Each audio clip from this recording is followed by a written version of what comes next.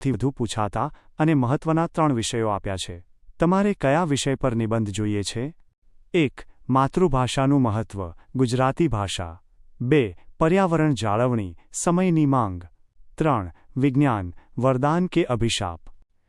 નમૂના તરીકે નીચે માતૃભાષાનું મહત્વ પર એક વિસ્તૃત નિબંધ આપ્યો છે. માતૃભાષાનું મહત્વ, મારી ગુજરાતી ભાષા. પ્રસ્તાવના: જેના હૈયે વસે છે ગુજરાત, તેની જીભે વસે છે ગુજરાતી. માતૃભાષા એટલે માતાના ખોળામાં શીખેલી ભાષા. બાળક જ્યારે જન્મે છે ત્યારે તે સૌથી પહેલાં જે શબ્દો સાંભળે છે અને બોલતા શીખે છે તે તેની માતૃભાષા છે.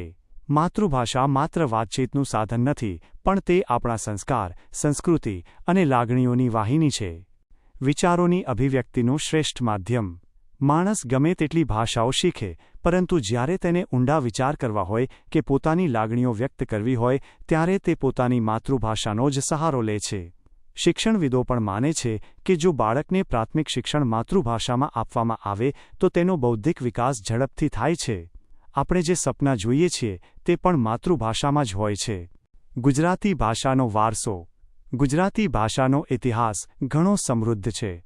નરસિંહ મહેતાના પ્રભાતિયાથી લઈને મીરાબાઈના પદો અને નર્મદની જય જય ગરવી ગુજરાત સુધી આપણો સાહિત્યિક વારસો ગૌરવશાળી રહ્યો છે. ઝવેરચંદ મેઘાણીએ તેને કસુંબલ રંગ આપ્યો છે.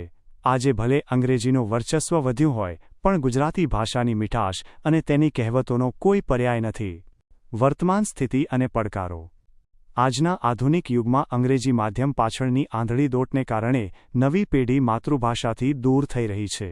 ઘણા બાળકો ગુજરાતી બોલી શકે છે, પણ લખી કે વાંચી શકતા નથી. જો આપણે આપણી ભાષાને જીવંત નહીં રાખીએ તો આપણે આપણી સંસ્કૃતિને પણ ખોઈ બેસીશું. ઉપસંહાર. ભાષા એ માત્ર શબ્દોનો સમૂહ નથી, પણ તે આત્માનો અવાજ છે. આપણે નવી ભાષાઓ શીખવી જોઈએ, પણ આપણી માતૃભાષાના ભોગે નહીં. ગાંધીજીએ પણ કહ્યું હતું કે બાળકને તેની માતૃભાષા દ્વારા જ શિક્ષણ મળવું જોઈએ. આપણી ભાષા પ્રત્યે આપણને ગૌરવ હોવું જોઈએ. શું તમારે આ સિવાય બીજા કોઈ વિષય પર નિબંધ જોઈએ છે? અથવા આ નિબંધમાં કંઈ સુધારો કરવો છે?